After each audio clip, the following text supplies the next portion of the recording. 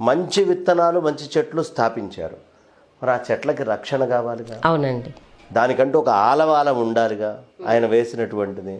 అందుకని భారతదేశములో 4 ప్రదేశాలను ఎంచుకున్నారమ్మా. ఎంచుకొని దాన్ని తూర్పు, దక్షిణము, పడమర, ఉత్తరముగా 4 భాగాలుగా తీసుకున్నారు. ఈ 4 భాగాలుగా తీసుకున్నటువంటి ఆదిశంకర భగవత్పాదాచార్యుల వారు 4 చోట్ల 4 పీఠాలను స్థాపించారు. ఇప్పుడు ఒకటి చెప్తానమ్మా. ఈ ప్రపంచంలో బ్రాండ్ అంటుంటాం కదా, 100 ఇయర్స్ బ్రాండ్, 200 ఇయర్స్ బ్రాండ్ అని బ్రాండ్స్ మాట్లాడుతూ ఉంటాం కదా. అందరికంటే ఎక్కువ కాలం ఉన్నటువంటి బ్రాండ్ ఆదిశంకరాచార్యుల వారు స్థాపించినటువంటి మఠాలే. వారికి బ్రాండ్ అని చెప్తున్నారా అండి? ఆ బ్రాండ్ని క్రియేట్ చేశారు. ఎందుకు చెప్తున్నాను ఈ మాట అంటే, 100 ఏళ్ళు 150 ఏళ్ళు అవిచ్ఛిన్నంగా నడిస్తే 150 ఇయర్స్, సిన్స్ 200 ఇయర్స్. విజయనగర సామ్రాజ్యం వచ్చింది. ఎన్నేళ్ళు ఉంది? 300 చిల్లర సంవత్సరాలు ఉంది. ఔరంగజేబు దగ్గర నుంచి, మన బాబర్ దగ్గర నుంచి ఔరంగజేబు దాకా వాళ్ళు ఎంతకాలం ఉన్నారు? చాలా తక్కువ కాలమే, 300-400 సంవత్సరాలు. పోనీ నవాబుల్ని తీసుకుందాం, 400 ఏళ్ళు హైదరాబాద్ని పాలిచ్చారు వాళ్ళు. పోనీ విజయనగర సామ్రాజ్యం అయిపోయింది, నవాబులు అయిపోయారు, ఈస్ట్ ఇండియా కంపెనీ వచ్చింది, అది 200 సంవత్సరాలు ఉంది. అంటే అంత డబ్బు, పరపతి, బలము, శాసనం ఉన్నటువంటి సంస్థలు కూడా 200-300 సంవత్సరాలు, 400 సంవత్సరాలని మించి నిలవలేదు. శంకరాచార్యుల వారు మఠస్థాపన చేసినప్పటి నుంచి ఈ రోజు దాకా అవిచ్ఛిన్నంగా మఠాలు నడుస్తున్నాయి. ఇది ఎప్పటికీ కూడా ఉండొచ్చు కదండి? ఎప్పటికీ ఉంటాయి, ఇక మీదట కూడా నడుస్తూనే ఉంటాయి. శంకరాచార్యుల వారి యొక్క అసలు ఆ ప్రాతిపదికగా వారు వేసేటటువంటి ఆ ప్రణాళిక ఉంటుంది కదా, అది అనన్య సామాన్యం. పరమేశ్వరుడు అయితే తప్ప ఇంకెవరు చేయలేరమ్మా. దీనికి కారణము, ఇప్పటిదాకా మొత్తం అధర్మ మతాలన్నింటినీ ఖండించుకుంటూ వచ్చారు. ఈ అధర్మమైనటువంటి మతాలన్నింటినీ ఖండించి దాంట్లో ఆయన అద్భుతమైనటువంటి విత్తనాల్ని వేసి వచ్చినటువంటి చెట్లని ఫలవంతం చేసి చెయ్యాలి అని 4 పీఠాలు ఆరంభించారు. దీంట్లో మొట్టమొదట పశ్చిమాన కాళికా పీఠము ఆరంభం చేశారు. దీనికి ఏమిటయ్యా సంప్రదాయము అంటే, కీటవాదము అనేటటువంటిది సంప్రదాయము. ఇక దీనికి అంకిత నామాలు ఏమిటి అంటే, తీర్థ, ఆశ్రమ అనేటటువంటి పేర్లు పెట్టండి అన్నారు. క్షేత్రనామం వచ్చేటప్పటికి ఎక్కడ క్షేత్రము? మనకి ద్వారక, కృష్ణయ్య ఉండేటటువంటి ఆ అద్భుతమైన ప్రదేశం. కృష్ణయ్యకి సంబంధించినటువంటి క్షేత్రము ద్వారక. ఆ ద్వారకా క్షేత్రంలో స్వామివారు చాలా అద్భుతంగా అక్కడ ప్రతిష్ఠ చేశారు. సముద్రం ఒడ్డునే ఉంటుందమ్మా ఆ ద్వారకా క్షేత్రం మీద. అక్కడ చేసి ఇక దేవనామం ఏం పెట్టాలి అంటే, దీనికి సిద్ధేశ్వరుడు అనేటటువంటి పేరు పెట్టారు. ఆచార్యులు ఎవరయ్యా అంటే, విశ్వరూపుడు అనేటటువంటి ఆయన్నే గిరి అని కూడా చెప్పుకోవచ్చు. గోమతి తీర్థం ఉంటుంది అక్కడ. గోమతి అనేటటువంటి నది ప్రవహిస్తూ ఉంటుంది. ఇప్పటికీ మనం చూడొచ్చు, ఆ నది వెళ్ళి సముద్రంలో కలుస్తూ ఉంటుంది. చాలా అందంగా ఉంటుందమ్మా.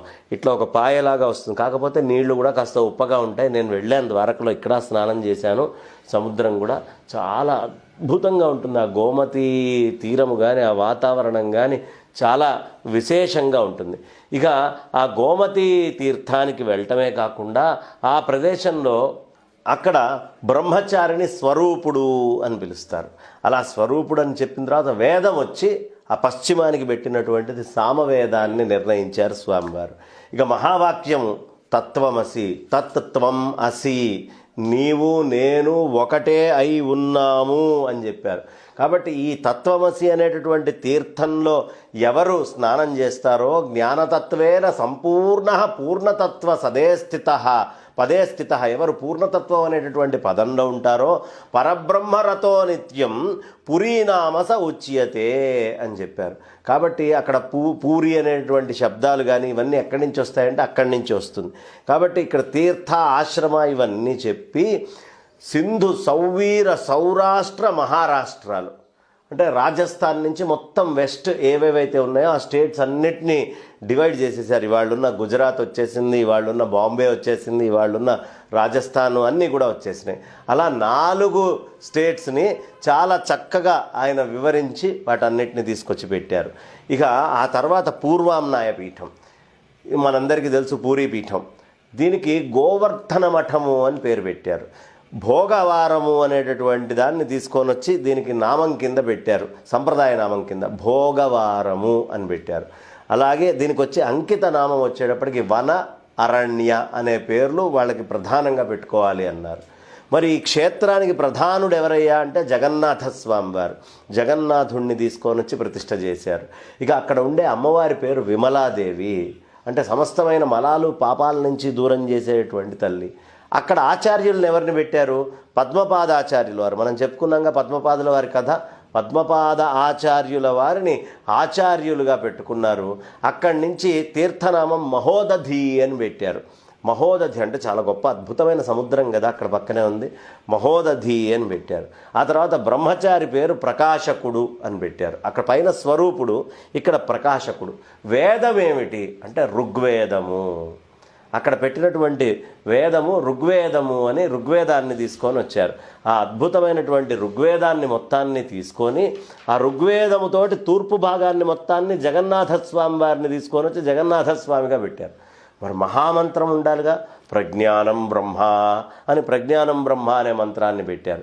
ఇక గోత్రం వచ్చేసి కాశ్యప గోత్రము అని పెట్టి దీనికి ఎక్కడెక్కడ పాలించాలి అంటే అంగ, కళింగ, ఉత్కళ, ఇట్లాగే మనకి నేపాల్ దాకా కూడా. నేపాల్కి కూడా ఎవరు హెడ్ అయ్యా అంటే ఈస్ట్ మొత్తానికి నేపాల్ నుంచి తీసుకొని మనకి బంగ్లాదేశ్ అయితేనేమిటి, అట్లాగే మన ఒరిస్సా అయితేనేంటి, ఇట్లా అంగవంగ కళింగ దేశాలు మొత్తాన్ని, బీహార్ ప్రాంతం అయితేనేంటి, బీహార్ కూడా ఈస్ట్లోకే వస్తుంది.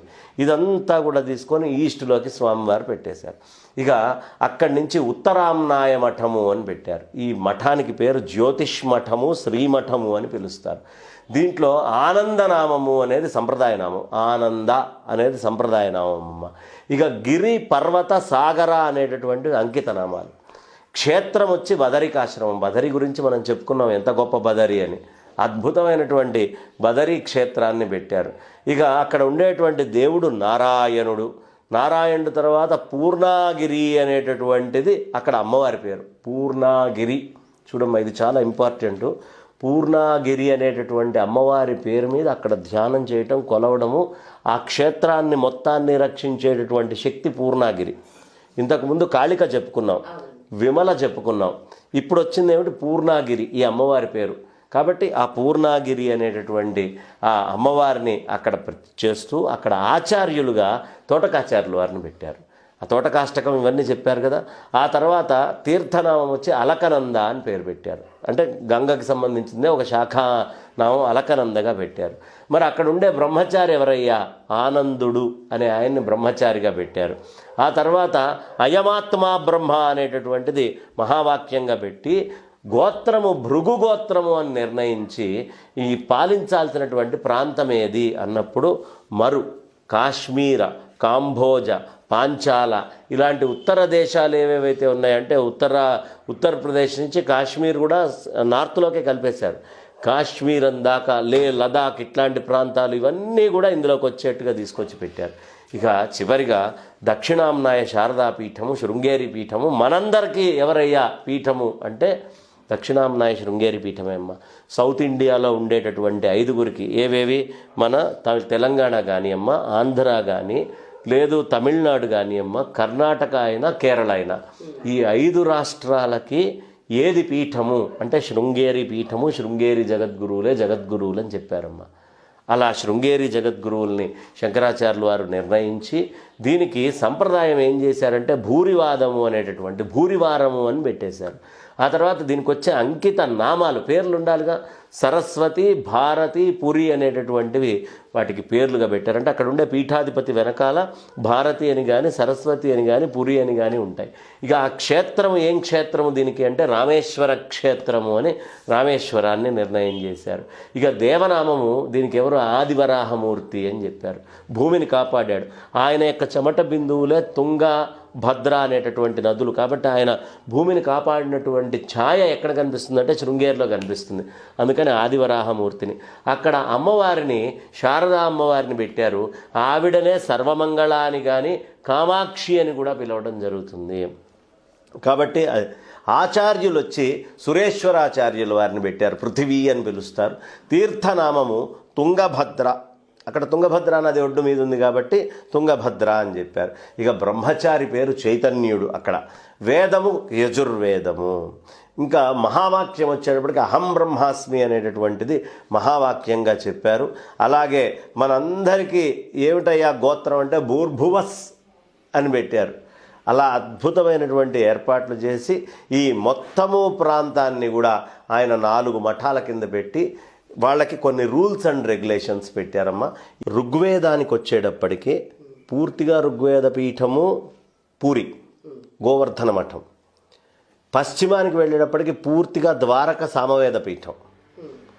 అథర్వవేద పీఠం కింద ఉత్తరం బదరి. దక్షిణానికి వచ్చేటప్పటికి పరిపూర్ణమైనటువంటి కృష్ణ యజుర్వేద శాఖ, కృష్ణ శుక్ల యజుర్వేదానికి పూర్తిగా ఈ ప్రాంతాన్ని ఏర్పాటు చేశారు.